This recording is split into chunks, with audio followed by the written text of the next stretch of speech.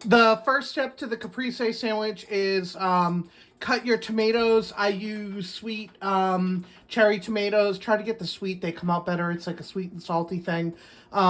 Oil the pan, oil the tomato, add salt and pepper, and grill them until they're just kind of wilted, and maybe get a little bit of brown on them.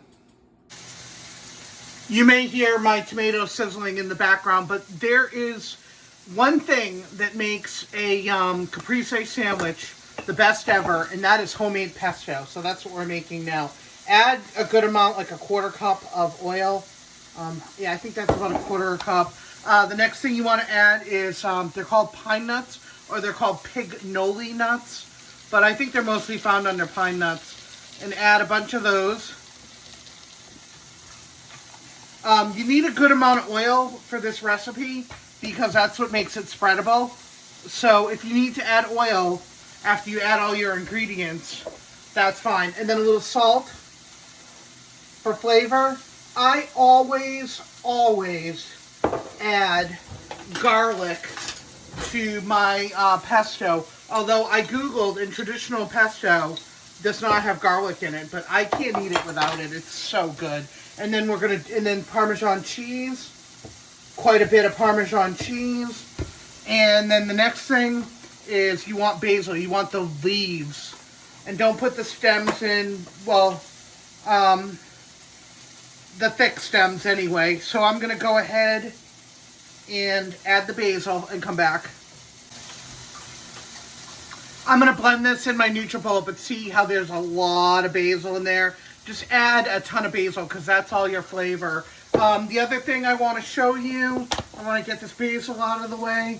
The other thing I want to show you is the tomatoes are done. See how they're slightly browned and they're wilted? So those are done. Set those aside. Pesto is done. So I'm going to go ahead and scrape the sides and get all of that goodness into a container because this will make more than one sandwich. But you really want that green, oh, there we go. You really want that green look. This is so fresh. This is going to taste better than any pesto you've ever had in your entire life. I can't even eat jarred pesto anymore because of this.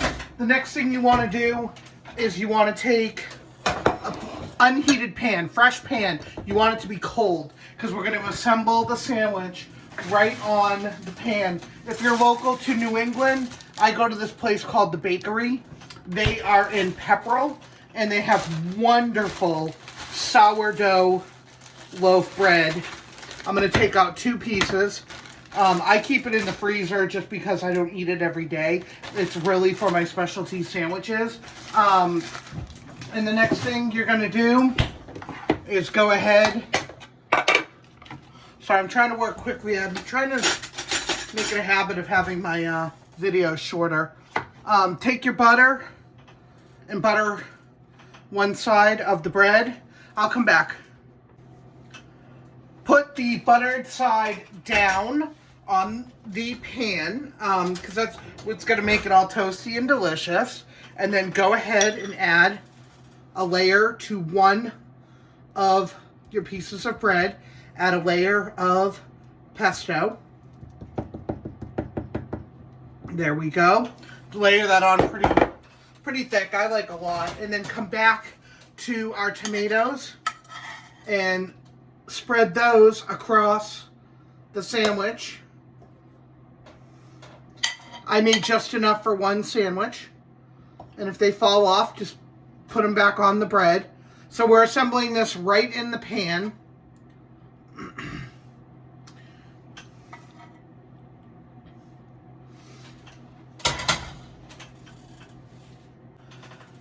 Next step is the mozzarella balls. Don't get any that are seasoned or flavored, just because we've already added flavor. I have the pearls, so they're really small. If you get see, these are like little tiny balls. So I'm just going to layer these onto the bread, like so. And it's kind of a balancing act, which is why I said to put it together in the pan. They're packed in liquid. you want as little liquid as possible on the sandwich. The liquid is just to preserve the mozzarella balls. It's not really for flavor. Okay, so go ahead and pack those on there. You can make another layer even. If you get the bigger ones, they're more like, I don't know what size to compare them to, but if you get the bigger ones than this, they're the regular balls, they're not the pearls, then you can cut them in half. That's what I do. Now you want to put your heat on a medium because you don't want to burn the bottom of your bread before you melt all this cheese. So put that on the stove, turn on the heat, and go ahead and hold on, let me get my cover.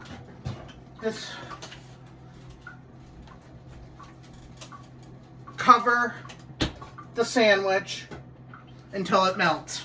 My cover doesn't fit right. I thought it would fit that pan.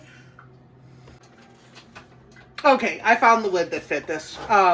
And so you just want to keep this covered, and it's not ready. Well, keep checking the bottom to make sure you don't burn it. You want, like I said, keep the heat on a medium. And this is ready when the mozzarella balls are melty. And I'll show you what that looks like in a little bit. Okay, so the mozzarella is not going to completely lose its shape, but it is melted, and it is ready to come out of the pan. So what I do is I just slide each half off. And then once I get it off the pan, I take the cheesy side.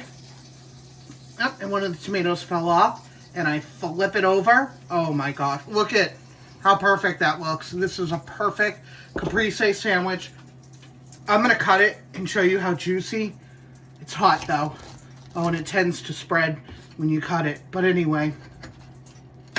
Oh, I'm so bad at cutting. I don't know why I try to look fancy on camera. And there you go. There is your beautiful caprese sandwich. Enjoy eating gluten-free again.